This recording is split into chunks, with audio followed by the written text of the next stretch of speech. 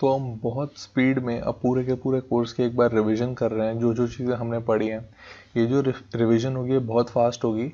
और मैं इस रिवीजन में सिर्फ आउटकम्स कवर करूंगा। जैसे हमने एक आउटकम बनाया था, हमने बोला था कि जब भी निफ्टी 50 की पीई बैंक की पीई के इक्वल आएगी तो उस दिन ज़्यादा सोचेंगे नहीं, उस दिन घर बेच के, किडनी बेच के, सारे के सारे पैसे कहाँ डाल रहे होंगे हम? निफ्टी 50 में डाल रहे होंगे। सब कुछ बेच के घर बेच देंगे, गाड़ी बेच देंगे, किडनी बेच देंगे, निफ्टी 50 में डाल रहे होंगे। तो ये एक हमने आउटकम निकाला था कि जब निफ्टी 50 की पीई बैंक की पीई के इक्वल हो जाए तो उस दिन बहुत अच्छा टाइम है इन्वेस्ट करने का। तो ये हमने बात करी थी। तो ऐसे में सारे स्लाइड्स में जो हमने आउटकम निकाले हैं वो बातें करूँगा। बहुत सारी स्लाइड्स में थ्योरेटिकल बातें भी हुई हैं, तो मैं वो इस रिवीजन में रिवाइज नहीं करूँगा। लेकिन जो हमने मैथमेटिकल आउटकम्स निकाले हैं या कोई इंपॉर्टेंट आउटकम्स निकाले हैं जो शायद मैथमेटिकल नहीं भी हैं, तो उनको मैं कवर करने वाला हूँ। तो एक बार बिल्कुल स्टार्टिंग में हम जा रहे हैं। राइट, तो मैंने आपको अपनी कंपनी के बारे में बताया, फिर हमने बताया कि हम क्या लर्न करने वाले हैं इसके अंदर। फिर हमने बोला अगर आपको सिर्फ 5th क्लास तक की मैथ्स आती है तो भी आप बहुत इजीली इसको कर सकते हो। फिर हमने 2 रूल्स ऑफ इन्वेस्टिंग की बात करी। फिर से रिपीट कर रहा हूँ, बहुत इंपॉर्टेंट चीज़ है। पूरे कोर्स में आपको कुछ समझ नहीं आया, बस ये 2 रूल समझ आ गए तो भी आप मान लो जीत गए हो। 2 रूल्स ऑफ इन्वेस्टिंग, जिसमें से सेकंड रूल तो है कि फॉलो फर्स्ट रूल। तो मेन है फर्स्ट रूल क्या है? फर्स्ट रूल है नेवर लूज मनी। मतलब किसी भी ऐसी जगह पे पैसे नहीं डालने जहाँ पे एक चांस है कि हमारा पैसा डूब सकता है। पैसे डूब सकते हैं तो हम वहाँ पे इन्वेस्ट करेंगे ही नहीं। तो हमने देखा कि 3 इडियट्स में बोलते हैं काबिल बनो, कामयाबी झक मार के पीछे आएगी। तो इन्वेस्टिंग में क्या बोलते हैं? कैपिटल को प्रोटेक्ट करो, रिटर्न्स झक मार के पीछे आएंगे। तो मतलब क्या है? रिटर्न ऑफ कैपिटल, मतलब जो पैसे हम घर से डाल रहे हैं वो है कैपिटल।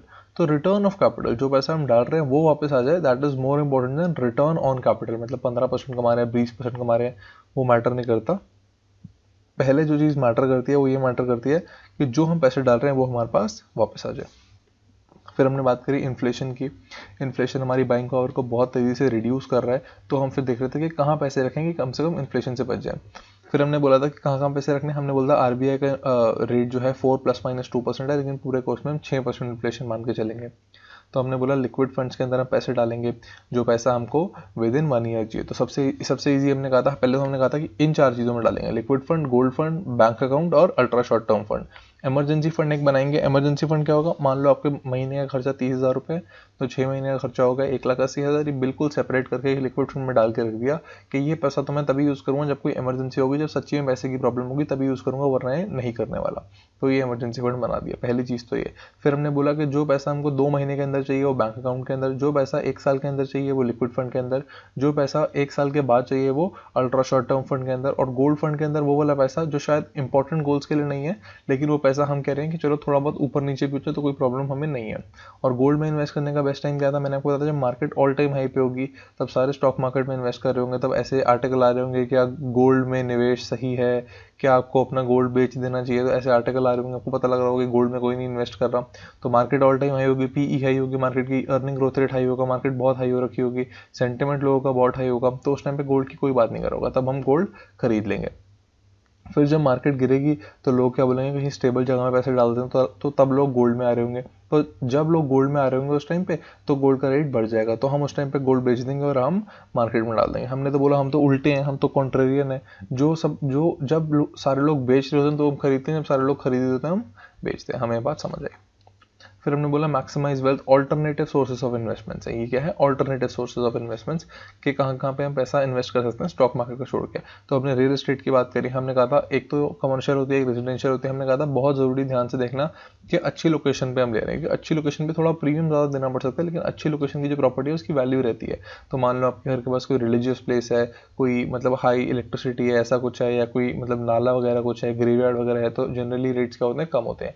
आपके घर के सामने जो फ्रंट और बैक है उसमें कुछ उल्टी सीधी चीज़ है जो अच्छी नहीं लग रही दिखने में, तो उससे प्रॉपर्टी के रेट जो है इफेक्ट होते हैं। तो जो मतलब अच्छी प्रॉपर्टी होगी तो अपने आप उसमें आपको प्रीमियम देना पड़ेगा, या आपको जो आप डीलर से आप खरीद रहे हो वो भी आपको खुद ही बता देगा।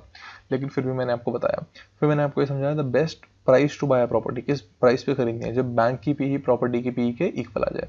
तो बैंक की पी क्या है? पैसे डाल के 1 साल में कितना मिलता है। तो प्रॉपर्टी की पी क्या है? प्रॉपर्टी खरीद के 1 साल में क्या अर्निंग हो रही है। मान लो महीने का रेंट 20,000 रुपये है, तो एक साल का रेंट कितना हो गया, तो 20,000 इंटू 12 यानी कि 2,40,000। तो 2,40,000 आपकी क्या है, उसकी अर्निंग है। तो प्रॉपर्टी का रेट कब बढ़ेगा, जब अर्निंग बढ़ेगी। लेकिन कभी कभी क्या होता है, बहुत ज़्यादा सप्लाई हो जाती है। जैसे अब आपने देखा होगा, मतलब दिल्ली में, गुड़गांव में ऐसा हो गया कि आप मान लो आपके 2 फ्लोर्स थे, तो आप 2 फ्लोर्स को तोड़वाओ और आप 4 फ्लोर्स बनवा सकते हो। तो 4 फ्लोर्स एक ही बिल्डिंग में, जो मतलब कोठियों में रहते थे, तो वो 2 फ्लोर तोड़वा के 4 फ्लोर बनवा सकते हैं। तो इतने ये, अब ऐसा तो है नहीं कि सिर्फ जिनके पास थोड़े बहुत पैसे थे उन्होंने किया, सब बंदों ने किया। ये सब ने बोला कि यार 2 फ्लोर की जगह मैं क्या करूँगा, 2 फ्लोर तोड़वा के 4 फ्लोर बनवा लूँगा। हर बंदे ने ये किया। तो जब इतने सारे फ्लोर बन गए तो सप्लाई बहुत ज़्यादा हो गई। और सप्लाई एक और रीजन से बहुत ज़्यादा होगी कि बहुत ज़्यादा बिल्डरों ने गुड़गांव में, नोएडा में बहुत सारे फ्लैट्स बना रखे हैं। तो इतनी सप्लाई वहाँ पे फ्लैट्स की है, कोठियों की इतनी सप्लाई यहाँ पे हो रखी है। तो इस वजह से क्या होता है, जब सप्लाई इतनी ज़्यादा हो जाती है और डिमांड इतनी नहीं आती, तो इनका रेट जो है गिरना शुरू हो जाता है। तो इसलिए जो प्रॉपर्टी है वो अभी इतनी अच्छी इन्वेस्टमेंट नहीं है। लेकिन मेरे को मुंबई की प्रॉपर्टी जो है कंपैरेटिवली बेटर लगती है, लेकिन वो भी बहुत महंगी है। उसमें भी हम पीई देख के खरीदेंगे। लेकिन उसमें क्या है, मुंबई की प्रॉपर्टी में कि बहुत ही लिमिटेड सी जगह है। उसके बाद तो सी है। अब जैसे दिल्ली में क्या है, इसको एक्सपैंड कर दिया, दिल्ली के साथ एनसीआर बना दिया। और एनसीआर बहुत बड़ा, जैसे पहले नोएडा बनाया, नोएडा थोड़ा थोड़ा बड़ा, गुड़गांव बनाया, वो थोड़ा थोड़ा बड़ा, तो अब गुड़गांव को भी एक्सटेंड कर दिया, नोएडा को भी एक्सटेंड कर दिया। तो वो बहुत बड़ा करे जा रहे हैं। लेकिन मुंबई में ऐसा ज़्यादा आप नहीं कर सकते। थोड़ा बहुत तो मुंबई में भी कर सकते हैं, जो जहाँ पे सी नहीं है उस तरफ, लेकिन ज़्यादा मुंबई में भी आप ये चीज़ नहीं कर सकते हो। लेकिन मुंबई की प्रॉपर्टी मेरे को थोड़ी सी कंपेरेटिवली बेटर रहती है। पूरा का पूरा चेंज आएगा इस मुंबई की प्रॉपर्टी में, और बहुत महंगी भी है। तो इसमें भी देखना तो वही है, पीई देख के, लोकेशन देख के ही लेंगे। बस मैं आपको वैसे ही समझा रहा था। और एसेट लायबिलिटी, मतलब बहुत लोग पूछते हैं यार कि प्रॉपर्टी की इतनी बेइज्जती होती है, प्रॉपर्टी की इतनी बेइज्जती कर रहा है तू बोलता है कि ब्लैक मनी आ जाता है, मतलब जैसी प्रॉपर्टी खरीदो तो पैसा ब्लैक हो जाता है। तो क्या प्रॉपर्टी हमारी लायबिलिटी है, एसेट है? तो बिल्कुल ध्यान से रखना, चाहे आप प्रॉपर्टी में रह भी रहे हो तो भी वो एक तरीके से एसेट ही है।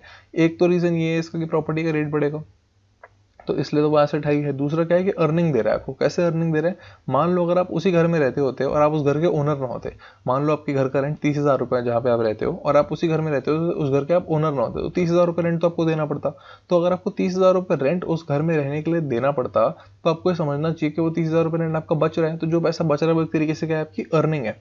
तो मान लो आप 5,000 के जूते लेने जाते हो, आप 5,000 के जूते खरीदने ही वाले थे, आपने पूरा माइंड बना लिया था, फिर आपको मेरी बातें याद आई कि नहीं यार पैसे सेव करने हैं, इन्वेस्ट करने हैं, और आपने 5,000 के जूते नहीं खरीदे, तो वो जो आपने नहीं खर्चा किया वो एक तरीके से क्या आपकी अर्निंग है। तो उसी तरीके से जो रेंट आपने नहीं दिया वो आपकी क्या अर्निंग है। तो एक प्रॉपर्टी तो बहुत अच्छा एसेट है, इसकी तो हमने बात करी है, तो प्रॉपर्टी तो बहुत सही है, हम इन्वेस्ट करेंगे करेंगे, लेकिन किस रेट पे करेंगे ये बहुत ज़्यादा मैटर करता है। तो हमने इसकी बात करी थी। फिर मैंने आपको गोल्ड बताया था, गोल्ड में कब इन्वेस्ट करना चाहिए, गोल्ड के रेट्स बताए थे मैंने आपको कि गोल्ड में मतलब जो मार्केट ऊपर है गोल्ड में खरीदेंगे, जब मार्केट गिर गई है तो गोल्ड बेच के मार्केट में आ जाएंगे। तो क्रिप्टो करेंसी हमने बताई कि हमें समझ नहीं आती कि कौन सी वाली अच्छी।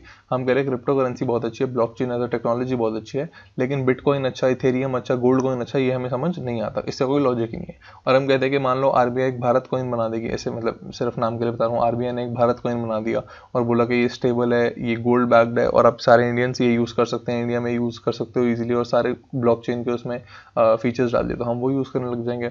और अगर करेंसी है तो करेंसी क्या होती है, स्टेबल होनी चाहिए। तो बिटकॉइन वगैरह तो बिल्कुल भी स्टेबल है ही नहीं।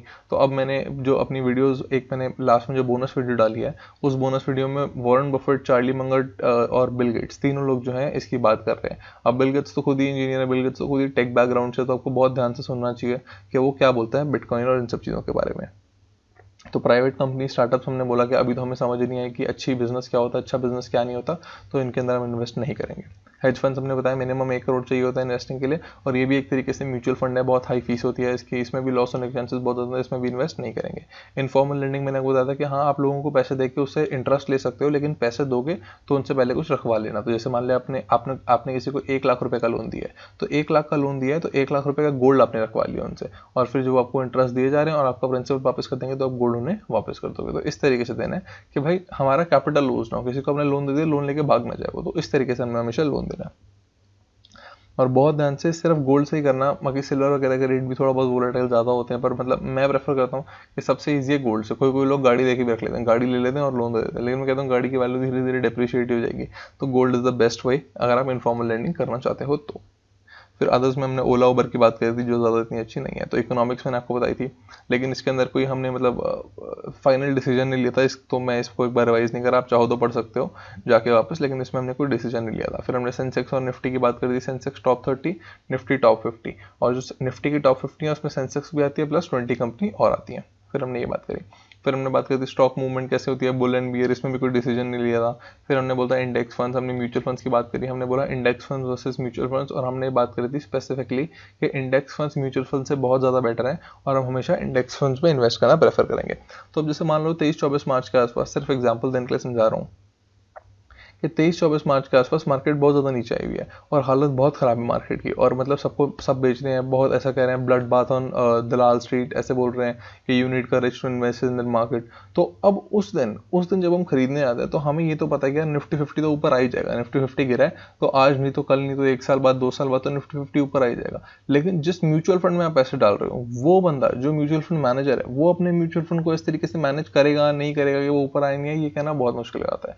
तो मतलब मैं ये नहीं कह रहा नहीं ला सकता, हो सकता है वो भी ले आए ऊपर, लेकिन मान लो कोई गलती से सेंटिमेंट्स की वजह से या इमोशन होने की वजह से, कि इमोशनल गेम होती है स्टॉक मार्केट, पूरी इमोशंस की गेम है, गलती से उसने कोई गलत डिसीजन ले लिया इमोशनली तो बहुत प्रॉब्लम हो जाएगी हमारी वेल्थ को। तो हम बोलते हैं यार ज़्यादा रिटर्न, शायद वो बोलता हो वैसे तो ज़्यादा रिटर्न भी नहीं दे सकता, हमें पता है कि लॉन्ग रन में उसका वॉलेट इतना फैट हो जाता है और fat wallet is the enemy of high returns, तो ज़्यादा रिटर्न भी नहीं दे सकता। लेकिन मैं कह रहा हूँ मान लो देता भी हो तो भी हमें इतना अच्छा नहीं लगता म्यूचुअल फंड, हमें इंडेक्स फंड ही पसंद है। बाकी मैंने आपको प्रॉपर रीजन इसमें दे रखे हैं, आप बिल्कुल ध्यान से उस वीडियो को, कभी भी आपको कोई बोलता है कि यार नहीं मेरा म्यूचुअल फंड अच्छा तेरा इंडेक्स फंड बेकार, तो ये सारी चीज़ें आप पढ़ के बोल सकते हो। तो बोल सकते हैं any monkey can beat the market, उसको एग्जांपल दे सकते हो आप, जो $1,000,000 बेट का एग्जांपल दे सकते हो आप। तो फिर वॉरेन बफेट ने खुद ही बोला था कि म्यूचुअल फंड में इन्वेस्ट नहीं करेगा इंडिया में आके भी हो।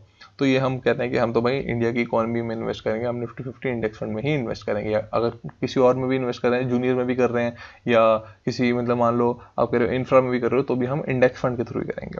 फिर हमने कंपाउंडिंग की बात करी थी, सिंपल इंटरेस्ट, कंपाउंड इंटरेस्ट बात करी थी। फिर हमने बात की थी चेस बोर्ड का एग्जाम्पल लेता कि कंपाउंडिंग कितना अमीर हम सबको बना सकती है। तो अब ध्यान से, अगर आपने सिर्फ कैलकुलेट करनी है तो SIP-Calculator.net। अगर आपने CAGR का याद करो, मतलब ज़्यादा 1 लाख 1 करोड़ हो गया 25 सालों में, तो सालाना आपने कितना परसेंट कमाया, कंपाउंडेड एनुअल ग्रोथ रेट क्या है, वो CAGR-Calculator.net से आप निकाल सकते हो। फिर कैलकुलेटर.साइट पे जाकर कंपाउंड इंटरेस्ट निकाल सकते हो। स्टेप अप सिप फिनोलॉजी आप सर्च करो गूगल पे, तो ये वो वाली सिप है कि मतलब आप सिप भी कर रहे हो और हर साल सिप के अमाउंट को बढ़ा भी रहे हो। इस सिप में क्या था कि आप सिर्फ सिप करे जा रहे हो और आप सिप के अमाउंट को बढ़ा नहीं रहे हो। इस सिप में क्या है कि सिप भी कर रहे हो और सिप के साथ हर साल सिप के अमाउंट को भी बढ़ा रहे हो। तो हमने इन सब चीज़ों की बात कर लिया। फिर इन सब चीज़ों की बात हो गई। Psychology of a great investor, ये दोनों बहुत इंपॉर्टेंट स्लाइड्स हैं, बहुत इंपॉर्टेंट। इनको मैं रिवाइज भी नहीं करूँगा, मैं बोलूँगा पूरी की पूरी स्लाइड्स आपको फिर से देखनी चाहिए। They are really very important slides. कभी भी जब मार्केट गिर रखी हो और आपको हिम्मत ना हो रही हो तो आपने इन दोनों स्लाइड्स का स्क्रीनशॉट ले लेना है और ये सारी चीज़ें आपने पढ़नी है जब मार्केट गिर रखी हो। तो अब जब आप ये रीड करोगे तो आपको मोस्ट प्रोबेबली जो भी मैंने बातें बोली थी वो सारी की सारी आपको याद आ जाएंगी। वो चीज़ें याद आ जाएंगी तो आपके अंदर एक करेज आ जाएगी कि हाँ हम इन्वेस्ट कर सकते हैं। तो बहुत ध्यान से स्लाइड्स का स्क्रीनशॉट लेके इनको पढ़ना है। हमने फिर बात करी थी when to buy and when to sell, कब हमें खरीदना है कब हमने बेचना है। तो हमने बोला था कि जब निफ्टी 50 की पीई बैंक की पीई रेशियो की इक्वल आ जाए तो घर बेच दो, गाड़ी बेच दो, किडनी बेच दो। इसका मतलब कि अब बहुत सारा पैसा एग्रेसिवली इस दिन हमने इन्वेस्ट करना ही करना है। जिस दिन निफ्टी नेक्स्ट 50 की पीई रेशियो निफ्टी 50 की पीई रेशियो के इक्वल आ जाए तब भी हम इन्वेस्ट करना प्रेफर करेंगे। मान लो कभी कभी ऐसा होगा कि निफ्टी नेक्स्ट 50 की पीई रेशियो निफ्टी 50 की पीई रेशियो कभी नीचे चलेगी, मतलब निफ्टी नेक्स्ट 50 है जो कि ज़्यादा तेजी से ग्रो करेगा और निफ्टी 50 है जो ग्रो तो करेगा लेकिन थोड़ा धीरे ग्रो करेगा, और इसका सेंटिमेंट मतलब निफ्टी नेक्स्ट 50 का सेंटीमेंट निफ्टी 50 के सेंटीमेंट से भी लो हो गया है, लेकिन हमें पता है ग्रोथ तो ज़्यादा तेजी यही करेगा। तो बेस्ट टाइम है इसके अंदर इन्वेस्ट करने का, तो बहुत मजा आएगा। लेकिन मान लो अगर दोनों इक्वल भी आ जाए या थोड़ा बहुत नीचे ऊपर भी हो जाए तो भी हम इन्वेस्ट कर देंगे निफ्टी नेक्स्ट 50 के अंदर। और पीई रेशो, सिर्फ पीई रेशो देखने में प्रॉब्लम क्या है कि पीई रेशो तो अर्निंग्स पे भी डिपेंड करेगी। मतलब पीई रेशो में क्या होगा, मान लो अर्निंग्स बढ़ जाती है, जैसे आजकल क्या हो रहा है, आजकल अगर आप देखो जुलाई के आसपास तो पीई रेशो बहुत हाई हो गई है, निफ्टी के 27 के आसपास पीई रेशो पहुंच गई है, 26-27 के आसपास।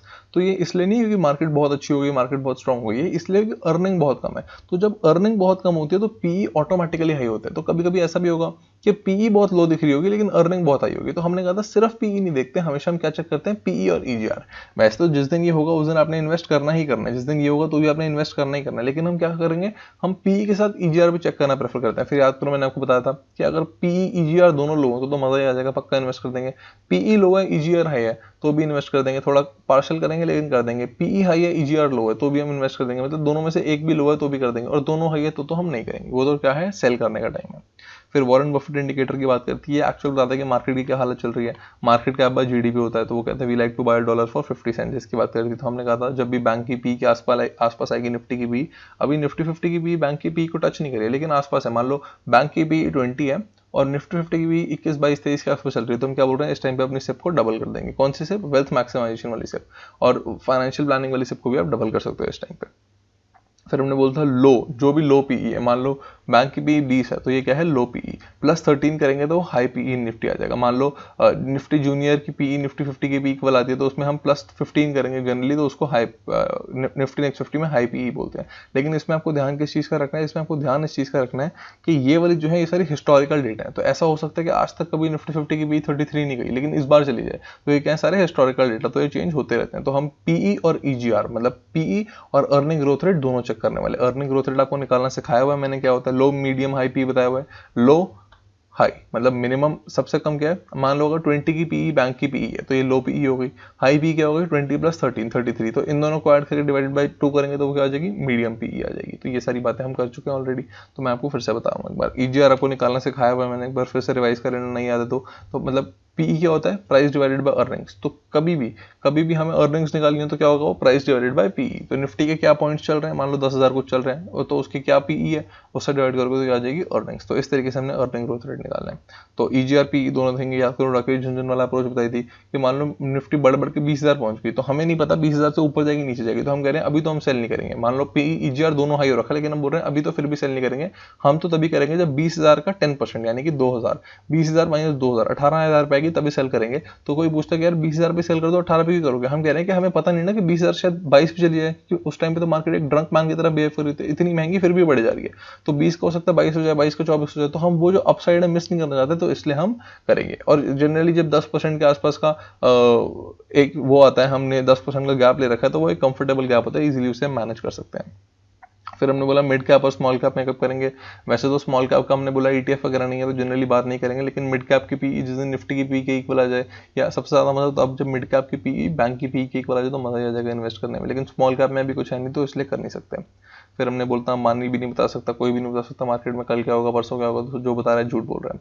तो हमने बोलता why will Nifty go up, इसमें मैंने बहुत सारे चीज़ें कवर करी थी, लेकिन इसमें दो चीज़ें मेरे को बहुत अच्छी लगी जो मैं कवर कर रहा हूँ। इसमें क्या था, मैंने एक मूवी देखी थी द साइलेंस करके, तो उसमें क्या हुआ था, उस मूवी में ये था कि ऐसे कुछ हमारे ऊपर एनिमल्स ने अटैक कर दिया। एनिमल्स बोल लो कुछ भी बोल दो, वो एनिमल्स टाइप क्या थे, मतलब वो बैट्स की तरह थे और वो देख नहीं सकते थे, वो सिर्फ सुन सकते थे। वो दिन में भी होते थे, रात को भी होते थे, वो देख नहीं सकते थे, वो बिल्कुल ब्लाइंड थे, सिर्फ सुन सकते थे वो। तो ह्यूमंस जो थे उनको तो मतलब हम तो शोर वोर मचाते थे। तो अब हुआ क्या, ह्यूमंस ने इस तरीके से अडाप्ट किया कि ह्यूमंस ने सब कुछ साइलेंट में करना शुरू कर दिया। मतलब अब वो आराम से लोगों से, मतलब जो लोग थे बहुत इजीली साइन भाषा में बात करते थे, बिल्कुल भी आवाज नहीं निकालते थे लोग और बिल्कुल साइलेंटली रहने लग गए थे। तो इस मूवी से मैंने सीखा क्या, मतलब वैसे तो मैंने एंटरटेनमेंट के लिए देखी थी, लेकिन इससे हमें सीखने को क्या मिलता है कि चाहे कोई भी प्रॉब्लम हुए तो हम उस चीज को अडाप्ट कर लेते हैं। तो मान लो अगर शोर करते हो आप, मान लो एनिमल्स आए में शोर करते हो तो एनिमल्स आपको आगे जान ले लेंगे आपकी। तो मतलब उसमें ये था कि अगर आप साइलेंट हो तो आप बचे हुए हो, और जैसे ही एनिमल मतलब आप शोर करते हो तो एनिमल आपके पास आएगा और आपको मार देगा। तो बेस्ट चीज क्या थी कि आप साइलेंट रहो। तो लेकिन ह्यूमंस को तो कम्युनिकेट करना पड़ता है बिल्कुल बेसिक चीजों के लिए भी। तो कम्युनिकेशन उन्होंने कैसे सीख लिया था, हैंड जेस्चर से कम्युनिकेशन सीख लिया था। पूरी कोशिश करते थे कि अब हम बिल्कुल भी आवाज नहीं करेंगे, बिना आवाज के रहना शुरू कर दिया था उन्होंने। तो कोई भी प्रॉब्लम आती है तो ह्यूमंस क्या करते हैं, अडाप्ट कर लेते हैं। तो जैसे डिस्कवरी पे एक है, डिस्कवरी 2050 इंडिया इन 2050 कैसा होगा। डिस्कवरी पे एक ये मैंने एक छोटी सी वीडियो देखी थी, इसमें था कि जो पॉल्यूशन होगा बहुत ज़्यादा बढ़ जाएगा, ग्लोबल वार्मिंग बहुत ज़्यादा बढ़ जाएगी और दिन में इतनी गर्मी होने करेगी, दिन में हम काम ही नहीं कर सकेंगे। तो हमें काम करने के लिए रात को ही जागना पड़ेगा। तो ह्यूमंस अडाप्ट कर लेंगे, ह्यूमन दिन में सोना शुरू कर देंगे, रात को जागना शुरू कर देंगे, बाहर बहुत कम निकलेंगे कि बाहर गर्मी बहुत होगी, सब कुछ एयर कंडीशन हो जाएगा और बहुत सारा मैक्सिमम सारा काम जो है टेक पे आ जाएगा, बहुत पोल्यूशन हो जाएगा, मुंबई भी बहुत ज़्यादा खराब हो जाएगा। ऐसी मतलब बहुत सारी चीज़ें दिखाई हुई थी उन्होंने। पर जो भी प्रॉब्लम हुई थी ह्यूमंस ने उन सब चीज़ों को क्या कर लिया था, अडाप्ट कर लिया था। तो हमें क्या समझ आ रहा है, हमें समझ आ रहा है कि कोई भी प्रॉब्लम होगी तो ह्यूमंस क्या कर लेंगे, अडाप्ट कर लेंगे। कोई भी दिक्कत आएगी, कोरोना वायरस आया, हमने अडाप्ट किया, मास्क वास्क लगाया, मतलब बहुत सारे लोगों को प्रॉब्लम हो रही है, बहुत सारे लोग मर रहे हैं, मेरे को पता है, लेकिन फिर भी जो बाकी की ह्यूमन रेस है वो क्या कर रही है, अडाप्ट करने की कोशिश करती है और कुछ ना कुछ करके हम अडाप्ट कर ही लेंगे। फिर हमने 15% 18% की बात करी, लॉजिक लगाया, बिजनेस साइकिल्स की हमने बात करी। हमने कहा था कि 4 फेजेस होते हैं रिकवरी के। मार्केट मान लो नीचे आ गई, एक बार मैं ड्रॉ कर देता हूँ।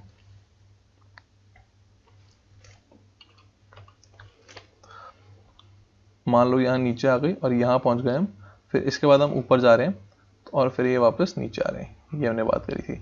तो ये हो गया फेज 1, ये हो गया फेज 2, ये हो गया फेज 3 और ये हो गया फेज 4। तो यहाँ बहुत इकोनॉमी की हालत ख़राब है, सब कुछ खत्म हो रखा है। और यहाँ अब आरबीआई कर रही है इंटरेस्ट रेट को रिड्यूस कर रही है। क्यों रिड्यूस कर रही है? कि आप जैसे मेरे जैसे लोग हम घर खरीदेंगे, हम गाड़ी खरीदेंगे, तो यहाँ पे और बिजनेसमैन जो है वो अपना बिजनेस बढ़ाएगा। तो फेज़ 1 में क्या हो रहा होगा, हम लोग घर खरीद रहे होंगे तो रियल एस्टेट सेक्टर बढ़ रहा होगा, हम गाड़ी खरीद रहे होंगे तो गाड़ियाँ वाड़ियाँ भर रही ऑटो सेक्टर बढ़ रहा होगा। तो ये सब हम कैसे खरीद रहे होंगे? हम लोन लेके, क्योंकि लोन कम किया ना, इंटरेस्ट रेट कम किया, तो अब चीज़ें खरीदना सस्ती हो गई हैं, तो हम लोन लेके कर रहे होंगे। जब भी हम लोन लेते हैं फायदा किसको होता है? बैंक को। तो बैंकिंग यहाँ पे अच्छा कर रहा होगा। फिर क्योंकि हमने इतनी ज़्यादा रियलिटी की, हमने इतनी ज़्यादा रियल एस्टेट की डिमांड बढ़ा दी, तो रियल एस्टेट वाले नई नई जगहों पे रियल एस्टेट बना रहे होंगे। वहाँ पे फिर क्या चाहिए होगा? मान लो कोई नई जगह है, कोई गांव टाइप जगह थी, वहाँ पे उन्होंने बहुत बड़ा प्रोजेक्ट बनाया, तो वहाँ पे क्या चाहिए? इंफ्रास्ट्रक्चर की डेवलपमेंट चाहिए। मान लो कि जो गाड़ी वाली है, आपकी बहुत ज़्यादा गाड़ियों की डिमांड बढ़ गई, अब गाड़ी वालों को, मारुति वालों को एक नई फैक्ट्री लगानी पड़ रही है, तो अब कैपिटल एक्सपेंडिचर की जो है डिमांड वो बढ़ रही है, तो हम इस सेक्टर में इन्वेस्ट कर देंगे। फिर मान लो अब क्या हो रहा है, क्योंकि इंफ्रा की डिमांड बढ़ रही है, तो सारी मशीन वगैरह किस पे चलती है? ऑयल्स पे। तो ऑयल वगैरह हो गया, कोल वगैरह हो गया, ये सब यहाँ पे जो कमोडिटीज वगैरह होती है वो यहाँ पे बढ़ रही होंगी। फिर अब क्या होता है कि अब मार्केट बहुत बढ़ जाती है, इकोनॉमी बहुत स्ट्रांग हो जाती है, सब कुछ बहुत पावरफुल हो जाता है, तो अब आरबीआई करती है, आरबीआई को डर लगा होता है एकदम से क्रैश ना हो जाए, तो धीरे धीरे आरबीआई करती है इंटरेस्ट रेट बढ़ाने लग जाती है। इंटरेस्ट रेट बढ़ाती है तो क्या होता है? बिजनेस करना मुश्किल होता है, बिजनेस करना मुश्किल होता है, उसके बाद डेवलपमेंट मुश्किल होती है, चीज़ों का सामान खरीदना मुश्किल हो जाता है। मतलब अब जो एक्सपेंडिचर कर रहे थे गाड़ी वगैरह में, वो सब आपने बहुत कम कर दिया अब। तो अब यहाँ पे क्या रह गया? यहाँ पर डिफेंसिव रह गया। डिफेंसिव में क्या क्या आता है? एक हमारा फार्मा आ जाता है और एक हमारा एफएमसीजी आता है, तो हम एंड में इसके अंदर इन्वेस्ट कर रहे होंगे। लेकिन हमने बात करी थी कि एक्चुअल में जब हम सेक्टर्स इन्वेस्टिंग में जाते हैं तो हमें दिखता है कि इसके अंदर तो सिर्फ 2 ही चीज़ें हैं जिसमें हम इन्वेस्ट कर सकते हैं, मतलब जो जो करना चाहे, और एक आईटी की भी बात करी थी हमने। तो हमने बोला था कि यार इंफ्रा 20 का तो हमारे पास इंडेक्स फंड आता है, तो उसमें इजीली कर सकते हैं, और बैंकिंग 20 भी आता है, तो बैंकिंग 20 में भी इजीली इन्वेस्ट कर सकते हैं, क्योंकि उसका भी इंडेक्स फंड आता है, ईटीएफ मतलब डीमैट से खरीदना पड़ेगा, ये बात हमें समझ आ गई थी। लेकिन जिसका आता ही नहीं, जैसे मान लो आईटी में आपने इन्वेस्ट करना है, आईटी में अच्छी अपॉर्चुनिटी है, तो आईटी में प्रॉब्लम क्या है कि आईटी में वो ईटीएफ नहीं है, तो आपको अपने आप देखना पड़ेगा कि आईटी में 100 रुपये डालने हैं तो 26 रुपये टीसीएस में, 27 रुपये टीसीएस में, 26 रुपये इन्फोसिस में, तो खुद आपको रीबैलेंस करना पड़ेगा। तो ये हमने देखा था। फिर हमने बोला था प्रेजेंट वैल्यू, फ्यूचर वैल्यू, ये सब हमने निकालना सीखा था कि कितना पैसा, जो भी हमारा फाइनेंशियल गोल है उसको अकम्प्लिश अगर आज करें तो कितने पैसे लगेंगे, हमें कितने साल बाद करना है, मान लो 10 साल बाद करना है, तो 10 साल बाद उसके कितने पैसे लगेंगे, तो उसकी वो इन्फ्लेशन से निकालेंगे। फिर उसकी आज से ही कैसे प्रिपरेशन शुरू कर देंगे, या तो प्रेजेंट वैल्यू निकाल के, मतलब हम कोशिश क्या करेंगे, सबसे पहला हमारा काम होता है कि सिर्फ सिप से हो जाए तो मजा आ जाएगा। मान लो सिप से नहीं हो रहा तो सिप प्लस लमसम भी कर देंगे, मान लो उससे भी नहीं हो रहा तो सिप प्लस लमसम और सिप को भी बढ़ाते रहेंगे, तो इस तरीके से करेंगे। बहुत ध्यान से, हमेशा गोल अचीव होने वाला होगा, गोल नियर अचीविंग होगा तो उसको निकाल लेंगे पैसे को और liquid fund, ultra short term fund में डाल देंगे। या मान लो ऐसी प्रॉब्लम हुई, हमारा गोल अचीव ही हो गया, मान लो हम टाइम पे नहीं निकाला और गोल हमारा पूरा अचीव हो गया, 1 करोड़ का गोल था, 1 करोड़ अचीव हो गया, तो वहाँ लालच बिल्कुल नहीं करेंगे कि यार 1 करोड़ 10 हो जाएगा, 1 करोड़ 15 आ जाएगा, तो ऐसा लालच नहीं करेंगे, बिल्कुल पैसा निकाल के उसको अलग से लिक्विड फंड में डाल के रख देंगे, गोल हमारा अचीव हो गया, लालच बिल्कुल नहीं करेंगे। फिर हमने बोलता कि फाइनेंशियल प्लानिंग पहले करनी है, पहले अपने वो तो चलो हम डिसीजन मेकिंग बाद में बात करेंगे, लेकिन हमने बोलता फाइनेंशियल प्लानिंग को और वेल्थ मैक्सिमाइजेशन को हमने जोड़ना नहीं है। फाइनेंशियल प्लानिंग बिल्कुल डिफरेंट चलती रहेगी, अलग चलती रहेगी, और वेल्थ मैक्सिमाइजेशन बिल्कुल अलग चलती रहेगी। तो हमने ये सारी बातें करी। तो हमने बात करी थी कि परपेचुइटी क्या होता है, एनुइटी क्या होता है, इस सब के बारे में बात करी थी मैंने। तो आप चेक कर सकते हो, मैंने आपको बताया कि 10 लाख रुपए आपको चाहिए, हर साल मिलते ही जाए, इन 10 लाख रुपए की वैल्यू भी कम ना हो, 10 लाख रुपए मिले जा रहे हैं, और ये इन्फ्लेशन के साथ भी एडजस्ट कर दिए, तो मतलब हर साल 10 लाख मिल रहे हैं और ये इन्फ्लेशन एडजस्टेड 10 लाख है। तो उसके लिए हमने कहा था परपेचुइटी निकालेंगे। परपेचुइटी कौन सी? ग्रोइंग परपेचुइटी होगी। तो उसके लिए क्या किया था, 10 लाख डिवाइडेड बाय 0.02, तो वो 5 करोड़ के आसपास आंसर आ गया था। फिर फाइनेंशियल इंडिपेंडेंट हमने कहा था जो 35 साल का है, जिसके पास 3-3.5 करोड़ के आसपास है, तो वो इजीली क्या है, फाइनेंशियल इंडिपेंडेंट। हमने इसकी भी बात कर ली है। इन्वेस्टिंग वर्सेस ट्रेडिंग में हमने बात करी थी कि हम तो प्रॉपर प्योर इन्वेस्टिंग की साइड है, ट्रेडिंग हम बिल्कुल भी नहीं देखते हैं, लेकिन आप करना चाहो तो कर सकते हो, और बहुत छोटे से अमाउंट से करना कि जिससे मतलब अगर वो जीरो भी हो जाए तो इतना भी फर्क ना पड़े। वैसे तो मैं आपको बता रहा हूँ कि दूसरे बंदे की गलती से जो सीख लेता है वो स्मार्ट होता है, मतलब अपनी गलती से सारे सीखते हैं, लेकिन दूसरे की गलती से सीख ले वो बहुत स्मार्ट होता है। तो मतलब दूसरे की गलती से सीखो, और पर आप खुद भी ट्राई कर सकते हो, आप पर बहुत छोटे अमाउंट से करना। फिर हमने बताया था ट्रेडिंग फॉर एडिक्ट्स। अब इसमें क्या होता है, मुझे लोग बोलते हैं कि यार ये सब तो चलो ठीक है, लेकिन हम कंपनीज में भी तो कर सकते हैं, लेकिन फिर बताता हूँ कि कंपनीज में तो खराब है, तो कहते हैं हम तो स्टॉप लॉस के साथ आएंगे। मतलब वो क्या बोलते हैं, वो मेरे को बोलते हैं कि यार मान लो कि हमें नहीं पता कौन सा अच्छा कौन सा बेकार, तो मान लो अगर वो येस बैंक के अंदर ट्रेडिंग कर रहे हैं और वो कहते हैं कि हमने 100 रुपये का येस बैंक खरीदा, बिल्कुल एग्जांपल दे रहा हूँ, 100 रुपये का खरीदा, तो हम बोलते हैं, वो बोलते हैं कि यार हम 90 रुपीज़ के स्टॉप लॉस पे आएंगे। मतलब हमने 100 रुपये का येस बैंक खरीद लिया, 100 रुपये का शेयर खरीद लिया येस बैंक का, तो हम कह रहे हैं कि अगर ये 90 पे आ गया 90 पे आ गया तो हम यहाँ पे सेल कर देंगे, 10 रुपए के नुकसान में हम यहाँ पे सेल कर देंगे, कोई दिक्कत नहीं है हमको, लेकिन ऊपर चला गया तो हम बेच देंगे। तो उसमें दो प्रॉब्लम है। दो प्रॉब्लम क्या है? एक प्रॉब्लम तो ये है, तो हमने कहा था कि नेवर लूज मनी, तो आपने जब अपनी बेट करी, आपने बेट किया तो आपने खुद ही बोल दिया कि यार 10 रुपए का नुकसान तो हम झेल ही लूंगा, तो मतलब हमने तो पहले ही कहा था नेवर लूज मनी, तो ये वाली इस वाली चीज का तो कोई पॉइंट ही नहीं बनता। फिर दूसरी चीज इसमें क्या प्रॉब्लम है? इसमें प्रॉब्लम ये है कि किसी किसी दिन जब बहुत ज्यादा नेगेटिव सेंटीमेंट होता है, जैसे 23 मार्च के आसपास बहुत नेगेटिव सेंटीमेंट था, तो उस दिन स्टॉप लॉस आपका चलता भी नहीं है। जैसे मान लो आपने 90 पे स्टॉप लॉस लगाए और मान लो 90 पे आपने स्टॉप लॉस लगाया, तो 100 रुपए से गिर के सीधा 80 पे अटकेगा, सीधा 80 पे अटकेगा, फिर आपको 80 पे बिकेगा सारा सामान, जो जितने भी आपके शेयर होंगे, तो 90 पे वो सेल होगा ही नहीं कभी कभी जब सेंटीमेंट इतना हाई होता है। तो जैसे येस बैंक का शेयर एकदम से जब गिरा था, तो बहुत सारे लोग ऐसे थे जिनका स्टॉप लॉस जो है एग्जीक्यूट ही नहीं हुआ था, मतलब स्टॉप लॉस उन्होंने लगा तो रखा था, लेकिन वो जो स्टॉप लॉस है वो एग्जीक्यूट हुआ ही नहीं था। तो मैं आपको एक बार दिखा देता हूँ कि किस चीज की मैं क्या दिखाने की आपको कोशिश कर रहा हूँ। तो मान लो आप कहते हो कि यार हम तो स्टॉप लॉस लगा के काम करते हैं, तो अब जिस दिन ये हुआ होगा, मान लो इस 24 अगस्त के आसपास हुआ है, तो जिस दिन ये इतनी ज्यादा फॉल आई है, जिस दिन एक दिन में इतनी फॉल आई है, जिस दिन इतनी ज्यादा बड़ी फॉल आती है, तो उस दिन जो आपने स्टॉप लॉस वगैरह लगा रखे होते हैं, तो वो एग्जीक्यूट ही नहीं होते और मार्केट बहुत गिर जाती है, और जब शेयर प्राइस इतना नीचे चला जाता है, उसके बाद फिर कहीं जाके आपके सेल होते हैं। तो ये स्टॉप लॉस भी कभी कभी काम नहीं करते, तो बिल्कुल ध्यान से इस चीज को अपने ध्यान रखना है। फिर 10 वेज टू लूज वेल्थ मैंने बताया था, बहुत इंपॉर्टेंट है। इंट्राडे कभी नहीं करेंगे, फ्यूचर्स कभी नहीं करेंगे, ऑप्शंस कभी नहीं करेंगे, पेनी स्टॉक्स कभी नहीं करेंगे, कमोडिटी ट्रेडिंग कभी नहीं करेंगे, करेंसी फॉरेक्स ट्रेडिंग कभी नहीं करेंगे, शॉर्ट टर्म अभी स्टॉक ट्रेडिंग लेंगे, स्टॉक्स तो हमने सीखे ही नहीं। मान लो जब स्टॉक सीख भी लेते तो अभी शॉर्ट टर्म स्टॉक ट्रेडिंग नहीं करेंगे, लॉन्ग टर्म इन्वेस्टिंग कर सकते हैं, शॉर्ट टर्म स्टॉक ट्रेडिंग नहीं करेंगे। शॉर्ट सेलिंग भी ज्यादा जुआ ये भी नहीं करेंगे। बाइनरी ट्रेडिंग बहुत सारी ऐसी होती है कि मैंने 5 मिनट में इतने पैसे कमाए, ये सब बिल्कुल नहीं करने वाले। कभी भी लोन नहीं लेंगे इन्वेस्टिंग करने के लिए, लेवरेज कभी नहीं लेंगे। कोई भी ट्रेडिंग कोई भी गैम्बलिंग करेंगे तो हमें पता है नुकसान हो जाएगा। तो हमें पता है कि स्टॉक मार्केट में अमीर तो वही बनता है जो लॉन्ग टर्म के लिए आता है। ट्रेडिंग टॉप 100 रिचेस्ट में कोई भी नहीं है, तो आप खुद चेक कर सकते हो top 100 richest people in the world, trader कौन कौन है चेक कर सकते हो आप। तो हमने बताया था किसी को कुछ नहीं पता, सब ऐसी बस बता रहे होते हैं कल ये होगा परसों वो होगा, लेकिन एक्चुअल में किसी को कुछ नहीं पता होता। तो हमने इंश्योरेंस की बात करी थी कि लाइफ किसको चाहिए, हेल्थ किसको चाहिए, और ये बिल्कुल बेसिक सा था कि अगर आपके पास डिपेंडेबल्स हैं और बहुत बड़ा कैश है तो आपको लाइफ इंश्योरेंस नहीं चाहिए। आपके ऊपर डिपेंडेबल है ही नहीं, आपके ऊपर कोई डिपेंडेबल ही नहीं है, तो आपको लाइफ इंश्योरेंस नहीं चाहिए। मान लो डिपेंडेबल भी है लेकिन बहुत पैसा नहीं है, तो आपको लाइफ इंश्योरेंस चाहिए। हेल्थ इंश्योरेंस जनरली सबको चाहिए होती है जो गवर्नमेंट से इनको खर्चा नहीं मिलता।